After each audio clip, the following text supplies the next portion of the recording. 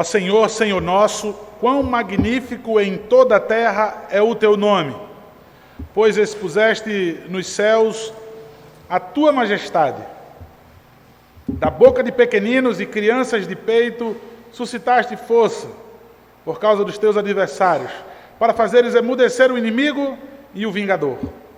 Quando contemplo os teus céus, obra dos teus dedos, e a lua e as estrelas que estabeleceste, que é o homem que dele te lembres, e o filho do homem que o visites. Fizesse-o, no entanto, por um pouco menor do que Deus, e de glória e de honra o coroaste. Deste-lhe domínio sobre as obras da tua mão, e sobre seus pés tudo lhe puseste.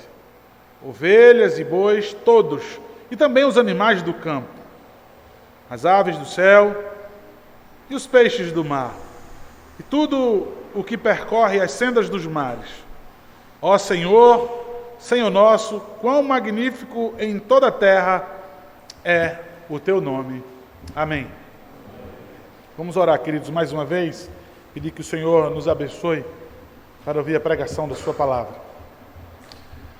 Deus maravilhoso, podemos dizer juntamente com o salmista, quão maravilhoso, quão magnífico, quão grandioso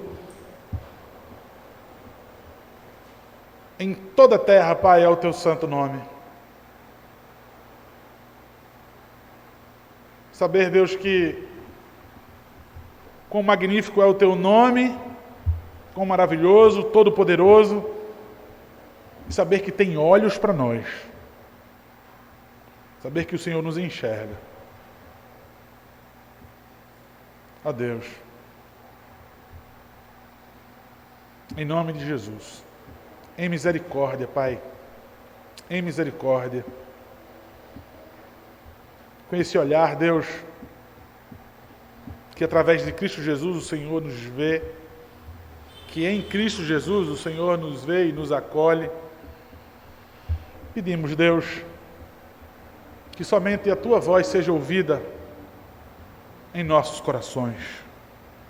Nos dá sabedoria, Pai, discernimento, para poder sermos alimentados pela Tua palavra.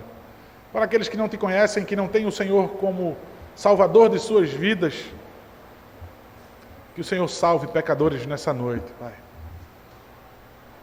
Que o Senhor chame para si, Deus, para a Tua glória, aqueles que ainda estão longe. Em nome de Jesus, Deus, pela exclusividade, suficiência e poder da Tua palavra, com o Teu Santo Espírito, Pai, move em nossos corações. Amém. Queridos irmãos, ontem eu tive assistindo um filme com as minhas filhas e com minha esposa. A gente sempre busca algum filme que possa assistir a família toda.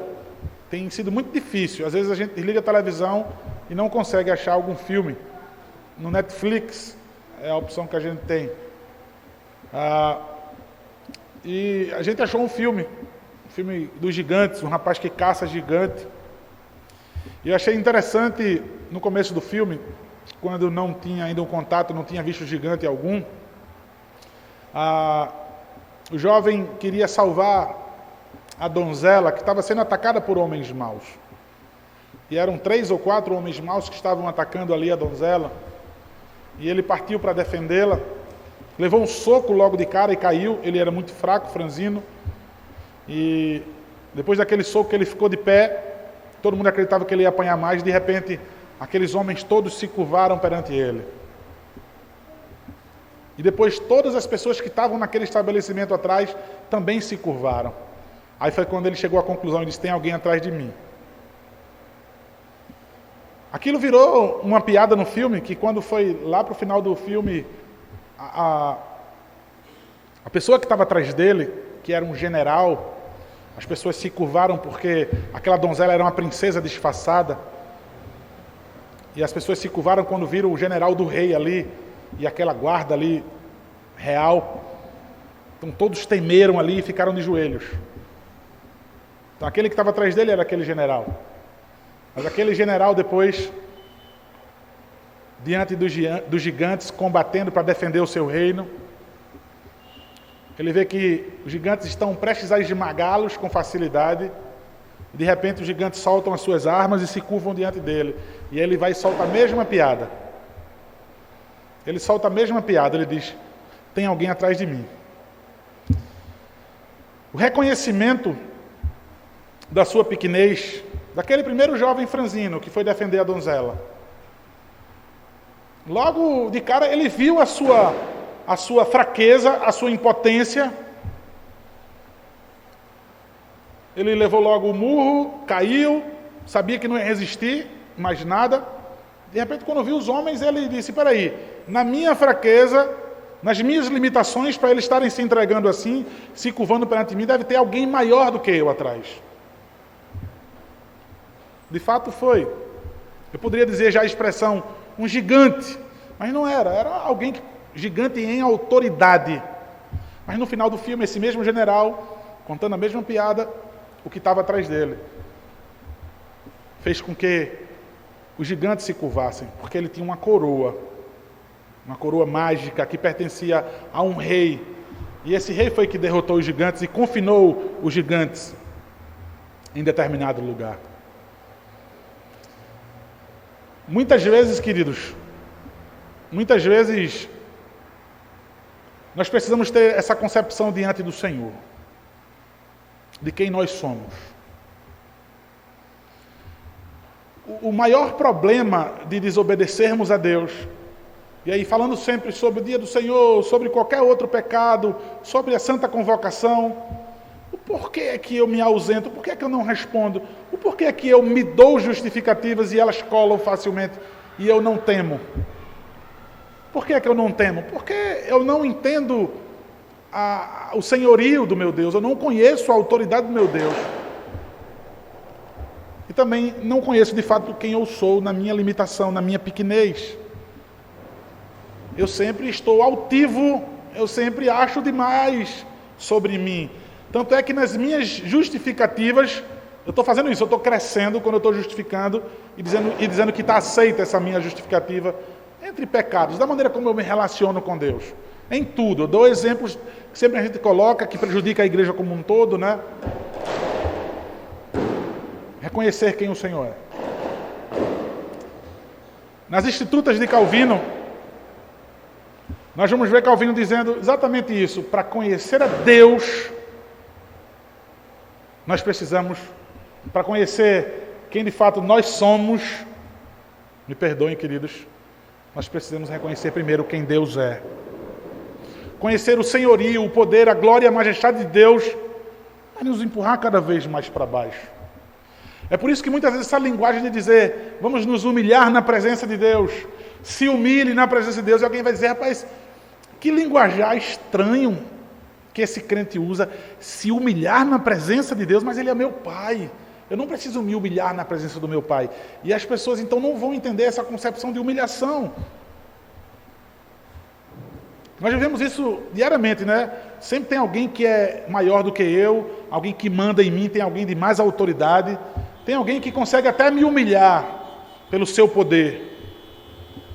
Alguém que consegue me diminuir, alguém que consegue me fazer mal, ou alguém que também consegue me promover, dependendo do status, do poder dele.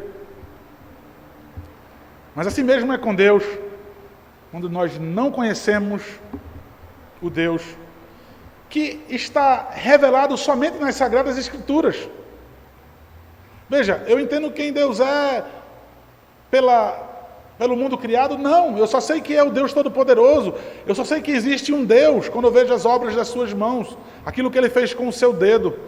Mas o caráter de Deus está revelado em sua palavra. Mas eu só preciso conhecer isso. Ele é o Deus Todo-Poderoso. A humanidade toda sabe que existe um Deus, mas não se submetem, não se curvam ao seu senhorio, não servem ao Senhor. O salmista, ele louva a Deus por quem de fato Deus é. É alguém que conseguiu reconhecer de fato quem Deus é. E aqui no Salmo, ele deixa bem claro que o nome de Deus é manifesto nas obras das suas mãos. Veja, nós temos a revelação especial de Deus e as obras das suas mãos. Aí ele está dizendo, veja, a manifestação do poder de Deus está naquilo que ele fez. O salmista para por aqui. Sabemos que ele vai falar sobre a sua palavra, sabemos que ele vai falar muito mais além disso. Mas veja, só daí a compreensão clara que Deus só dá em graça aos seus, de abrir os seus olhos, de contemplarem a Deus, somente Deus concede aos seus filhos. Assim como ele concedeu ao salmista, e assim como eu desejo que ele faça isso comigo e com você nessa noite. Mais uma vez eu quero que você olhe para as Escrituras Sagradas, eu quero que você olhe para o Salmo de número 8, no versículo 1, que diz: Ó Senhor, Senhor nosso, quão magnífico em toda a terra é o teu nome, pois expuseste nos céus a tua majestade. Veja, no título do Salmo, nesse daí, ao mestre de canto, segundo a melodia, os lagares, e aí ele é um salmo de Davi, que foi entregue ali para musicarem ele. Esse lagares aí, o que é que tem a ver lagar com esse salmo aí? Os lagares é o lugar onde se pisava as uvas, onde se fazia os vinhos. Como a eira também pisava o trigo, debulhava o trigo para que pudesse fazer ali o pão, para que pudesse fazer o alimento. Mas veja, o que é que tem a ver lagar? Queridos, assim mesmo como o Senhor Jesus Cristo foi no Getsêmani, esmagado com poderes da morte e transpirou sangue, veja, a figura de Cristo no seu sangue precioso, no cálice da nova aliança que foi dado por nós. O salmista, certamente, irmãos, e esse é um pensamento de Agostinho de Hipona, do qual eu abraço, ele coloca aqui os lagares, porque aqui o salmista aponta para Cristo. Então Davi começa dizendo: Ó Senhor, Senhor nosso, quão magnífico em toda a terra é o teu nome. João Calvino cita ele no comentário, não nas Institutas, mas no comentário dos Salmos. Ele vai estranhar o salmista começar esse salmo com uma exclamação. Porque o comum, o normal a se fazer, é alguém avaliar uma coisa primeiro e depois da avaliação, aí a pessoa magnifica a excelência e a grandeza daquela coisa. Mas o salmista fez algo incomum. Ele já vai logo com a exclamação e declara: Ó Senhor, Senhor nosso, quão magnífico em toda a terra é o teu nome. O que se conclui é que Davi, ele se vê diante de uma impossibilidade de expressar em palavras o ser de Deus e as suas obras. O salmista, ele se encontra diante de uma impossibilidade porque ele diz, olhando toda a natureza de Deus, conhecendo o ser de Deus, conhecendo as obras de suas mãos, o que é que eu posso dizer sobre eles? Eu não consigo sondar, eu não consigo prescrutar, eu não consigo ir além. Então, o que ele faz é, no começo e no fim do salmo, nesse hino de louvor a Deus, pela majestade do seu poder, de sua obra, de suas mãos, ele começa e termina dizendo, olha, sem palavras para dizer quão magnífico é o teu santo nome. Quão magnífico é a palavra que ele pôde usar, irmãos. Quando ele diz, pois expuseste nos céus a tua majestade, irmãos, e alguém vai dizer, olha, ele falou na terra e falou nos céus e ele está descrevendo. Não, o que ele está querendo dizer, olha, expôs no céu porque a terra é limitadíssimo, é pequeno por demais para conter a glória, para conter as maravilhas, as maravilhosas manifestações do caráter e da perfeição de Deus. Então ele diz, olha, nos céus, e aí diz que Deus mora no céu, a Bíblia também, porque é infinito os céus. Mas na terra, ele não poderia dizer que na terra Deus expôs a majestade dele, porque não comporta. O versículo 2, então, ele segue dizendo, da boca de pequeninos e crianças de peito suscitasse força, por causa dos teus adversários, para fazeres emudecer o inimigo e o vingador. Veja, ele está diante, em seu pensamento, de homens que desprezavam ao Deus como Senhor de sua vida. Há Deus que, de maneira louca, declaravam que Deus não existe, ou então que não é necessário submeter a Ele, que Ele não é o Senhor. Então ele vai dizer, olha, sabe quem é que advoga sobre o magnífico nome do Senhor? Sabe quem é que advoga sobre a grandiosidade do nome do Senhor? As próprias crianças de peito. Os próprios pequeninos suscitam força, advogam em nome de Deus.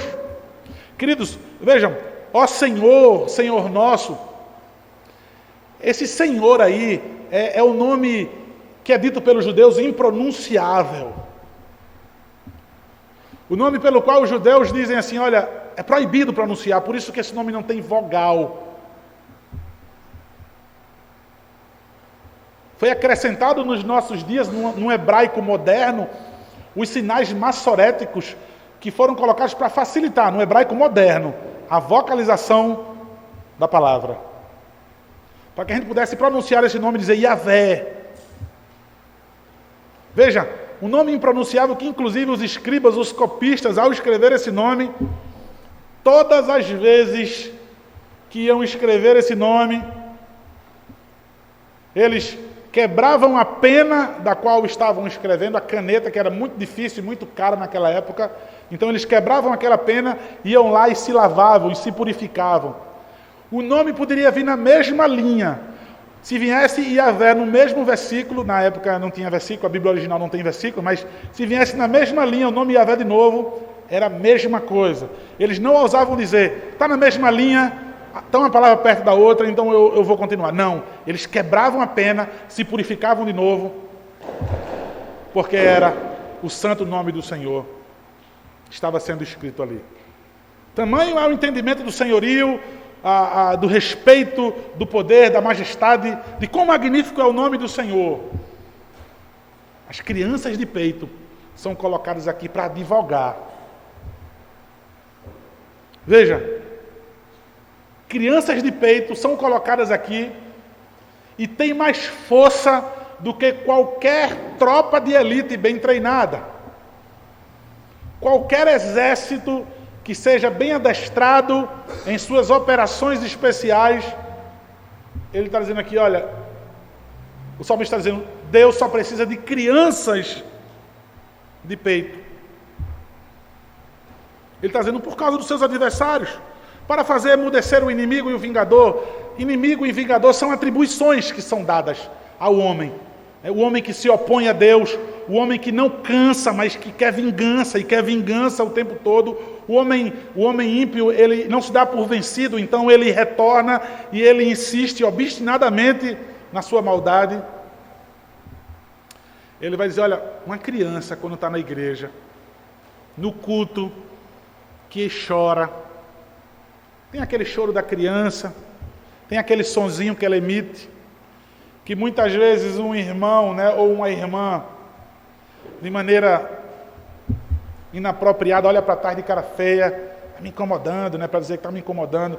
Aí a mãe se constrange e perde toda a mensagem, perde todo o culto por causa disso. Aí a gente diz assim, olha, é o sonzinho dos filhos da aliança, ame quando você vê uma criança chorando, né? A gente sempre fala isso. Essas crianças, quando emitem esse sonzinho, vê, ó, é da boca das crianças de peito. Se elas são crianças de peito, elas não falam ainda. Elas não têm linguagem inteligível. Então é o sonzinho mesmo que elas fazem, do qual nós ouvimos. Quando nós ouvimos o som das crianças, sabe o que ele está dizendo? Sabe por que está divulgando em nome do Senhor, com toda força, mais do que qualquer exército, e faz o inimigo calar? Porque ele está dizendo, olha, aquele que é magnífico em toda a terra, aquele que é Senhor, Ele providencia, Ele cuida de nós, desde os primeiros dias do nosso nascimento. Mal eu saí do ventre da minha mãe, mal eu sou reconhecidamente uma pessoa, Deus já transforma a minha mãe, de maneira que no seio dela haja leite. Veja, o que foi que aquela criança fez para que pudesse agora no seio de sua mãe produzir leite? Veja, quem foi que ensinou um bebê a pegar o peito da mãe? Deus dotou aquela criancinha, todas elas, com um instinto materno, para que eles possam ali pegar o peito da mãe e já mamar e se alimentar, onde nós sabemos que é o alimento mais completo do mundo. Não existe alimento mais completo do que o leite materno. Então, de tudo que eu poderia falar sobre esse instinto materno, sobre o leite que que a mulher de repente passa a ter, providência do Senhor, Ele está dizendo, para calar os inimigos, eu não preciso de muita coisa. O salmista está dizendo, olha para uma criança de peito, está vendo aquele chorinho dela? Ela está declarando ali que Deus toma conta da vida dela, que Deus providencia todas as coisas na vida dela. Aquele bebezinho, ele vai crescer. Tudo isso, Deus que providenciou para a vida dele. Então ele está dizendo, não precisa de muita coisa não. Olha para uma criança. Aquela criança, ela louva a Deus. Aquela criança, aquele bebezinho, ela glorifica a Deus. Veja de que maneira a gente deve olhar então agora, irmãos, quando vemos um bebezinho na igreja, quando vemos uma mãe grávida. Saber que de fato aquele bebê ali glorifica ao Senhor. Lá em Mateus capítulo 21, no versículo 14, diz assim, Mateus 21, 14. Vieram a ele no templo, cegos coxos, e ele os curou. Mas, vendo os principais sacerdotes e os escribas, as maravilhas que Jesus fazia, e os meninos clamando, Hosana ao filho de Davi, indignaram-se e perguntaram-lhe, ouves o que esses estão dizendo? Respondeu-lhe Jesus, sim, nunca lestes?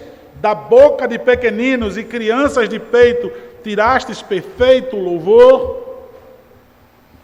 O perfeito louvor está na boca das crianças de peito. Veja, essas crianças que clamam agora o meu nome, essas crianças que agora celebram o meu nome, que certamente foram ensinadas sobre a minha pessoa, por isso que estão aqui, ou então só olhando para crianças ali de 10 anos de idade, eles chegaram a essa idade por causa de quem? Quem os formou? Quem providenciou para que chegarem aqui? E ele está dizendo, então, queridos, olha, não precisa de muita coisa. A criança advoga em favor do Senhor, glorifica. E toda vez que nós percebemos a presença de uma criança, ela está, de fato, louvando ao Senhor, com muito mais sinceridade do que os hipócritas. Crianças, a grande arma na mão de uma igreja, para que possa emudecer aqueles que dizem não crer. Os adversários são aqueles que insultam a Deus com suas ímpias calúnias, como já disse, e sem cessar. Se vingam porque diariamente eles manifestam a sua maldade. E quando o texto nos diz que eles emudeceram por conta disso, ou seja, Deus conserva esses homens maus em seu estado de confusão. Porque o ímpio, quando levanta para falar, você crê em Deus, você serve a Deus e você é crente, por que esse fanatismo todo? Por que isso todo para ser crente? Por que essa religião exige tanto de você? Eu reconheço o senhorio de Deus. Aí veja, eles vão emudecer, mas talvez não ficar calado, mas Deus está querendo dizer, eles vão permanecer no seu estado de confusão. Eles vão permanecer na sua própria religião e confuso e sem nenhum rumo nessa vida, até que aguarde a vinda do Senhor, daquele que virá como um ladrão na noite e o pegará de surpresa. Queridos, versículo 3. Quando contemplo os teus céus, obra dos teus dedos, e a lua e as estrelas que estabeleceste, que é o homem que dele te lembres, e o filho do homem que o visite. Se você for lá para Jó, capítulo 7, versículo 17, nós vamos ver. Jó 7, 17. Que é o homem para que tanto o estimes e ponha nele o teu cuidado. O versículo 18 diz, e cada manhã o visites, e cada momento o ponhas à prova. Irmãos, olha,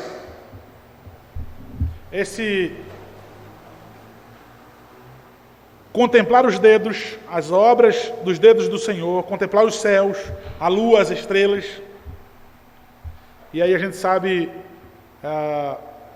queridos, quando vamos, ou quando recebemos uma notícia, lemos numa revista ou na internet, rapidamente, uma galáxia a quantos milhões e milhões de estrelas e milhões de estrelas, e nós chegamos à conclusão, ou então um astrônomo vem para nós e nos diz como nós somos menos que um grão de areia nesse universo. Como nós somos pequenos nesse universo. Somos quase invisíveis nesse universo. Então ele está dizendo, olha, quando eu olho para os céus, toda a sua infinitude, eu sei que foi o Senhor que alinhou todos os astros, todas as estrelas, e eu sei que é o Senhor que mantém tudo alinhado. O Senhor criou ali, sabemos que tudo está se movendo, mas que Deus está alinhando tudo. Então, se eu for falar sobre a complexidade desse universo, irmãos, um pouquinho que seja, a gente fica maravilhado, perplexo, e dizer agora então, junto com o salmista, o que é o homem? Veja, irmãos, ele não está dizendo quem é o homem, não, é o que é o homem? Diante desse universo tão vasto, diante de tantas coisas grandiosas, o que é o homem para que dele te lembres? E o filho do homem para que o visites? Irmãos, outra criatura qualquer da criação de Deus poderia ser alvo do seu amor. Outra criatura qualquer poderia ser alvo do interesse de Deus. Deus dizia, olha, eu vou me relacionar com esses, eu vou amar esses, vou derramar minha graça sobre eles. É incrível o fato de saber que o Senhor tem olhos para nós. Irmãos, o versículo 5 diz, fizeste, no entanto, por um pouco menor do que Deus, e de glória e de honra o coroastes. Essa coroação é metaforicamente falando, irmãos, dizendo que o homem está vestido e adornado com emblemas de honra. Sabemos que o texto aqui aponta desde já para Cristo, ele que foi coroado de glória e honra, ele que está sentado no lugar de mais alta honra, junto do Pai, advogando em nosso favor. Mas veja, falando sobre nós, e desde já apontando para Cristo, ele não está dizendo que nós fomos de fato coroados, porque Jesus Cristo é que é o Rei dos Reis e o Senhor dos Senhores. Ele está dizendo que nós fomos abençoados com altas honras, de maneira que ele descreve, apontando para Cristo, que fomos coroados. Os homens foram criados à imagem e semelhança de Deus, e para serem, quando criados perfeitamente, eternos. Daí você vai poder entender e dizer, rapaz, feitos menores, um pouco menor que Deus, de glória e honra fomos coroados. Nós somos a excelência da criação. Somente os seres humanos, somente você, foi feito à imagem e semelhança de Deus. Daí você pode concordar com que honra, com que glória, com que poder você foi feito, você foi criado.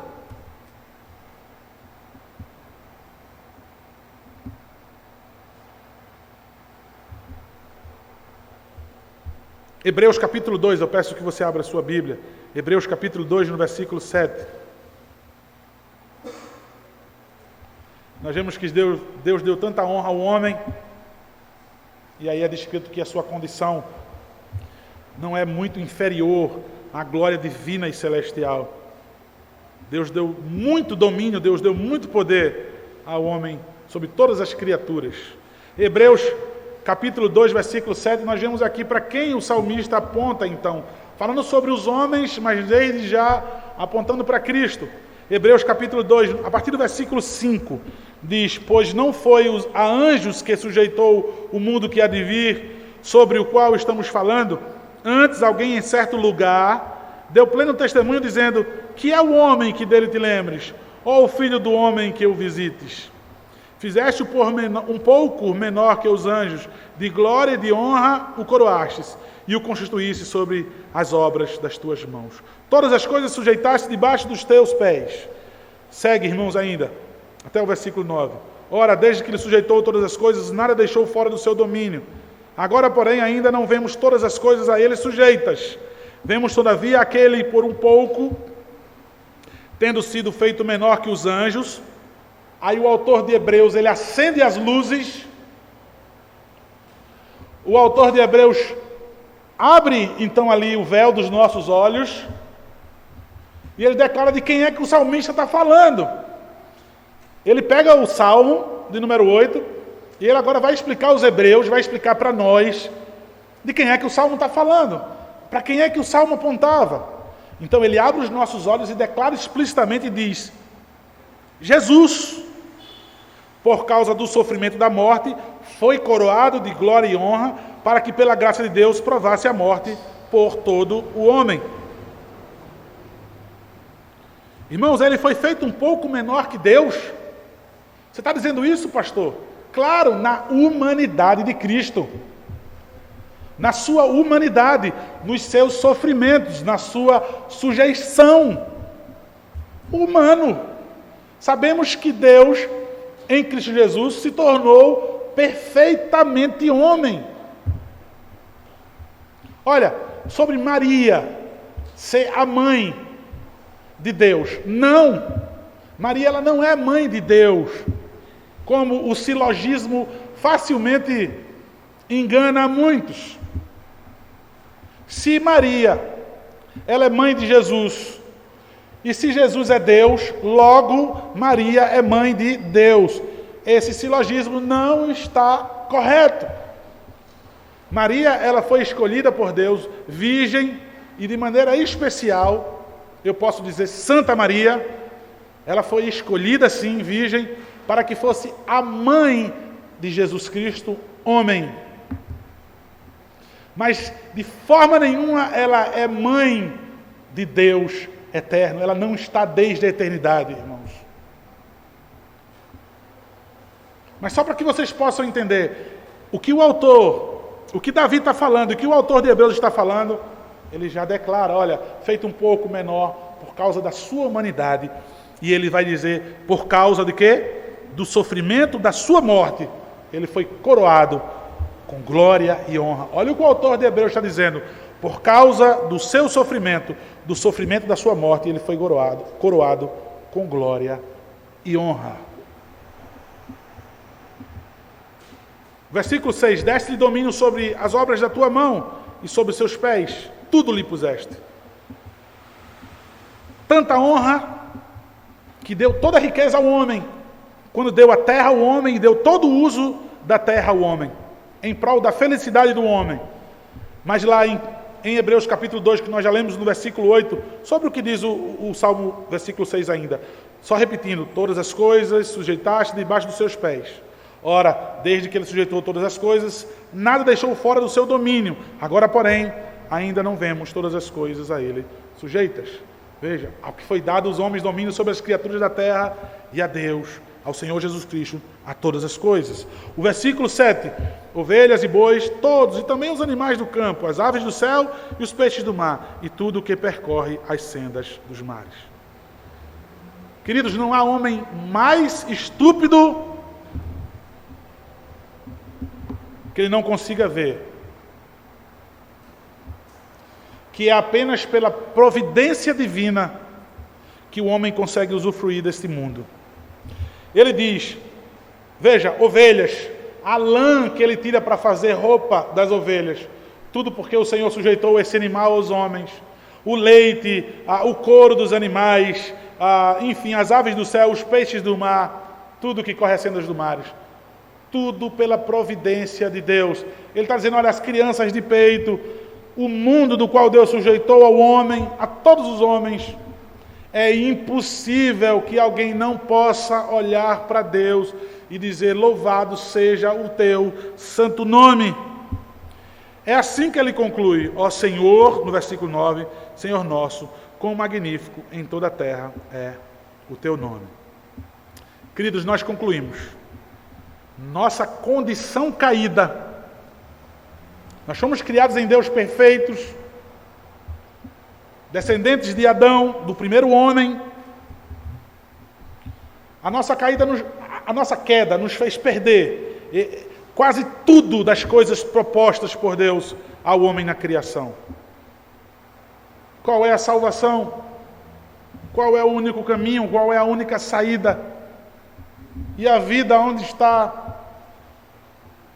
O salmista, em suas palavras, nos impulsiona a olhar para esse Deus, mas sem olhar para Cristo, aquele que nos refaz, aquele que nos torna nova criatura, aquele que regenera, aquele que nos dá um novo coração. Sem esse Cristo eu não consigo olhar para Deus e dizer: quão magnífico em toda a terra é o teu santo nome. Somente através de Cristo, pois nele temos salvação, e das consequências eternas da queda, ou seja, da morte eterna, em Cristo nós temos essa regeneração. E nós iremos não aproveitar esse mundo, mas aproveitar toda a eternidade. Aí sim nós iremos aproveitar todas as maravilhas de Deus. Mas ainda nessa vida nós podemos contemplar o Senhor em sua majestade. O salmista consegue olhar para Deus e magnificá-lo dessa maneira, porque em Cristo Jesus ele confiava. Porque por Cristo Jesus ele via a redenção da sua alma, a restauração da sua vida e um novo coração.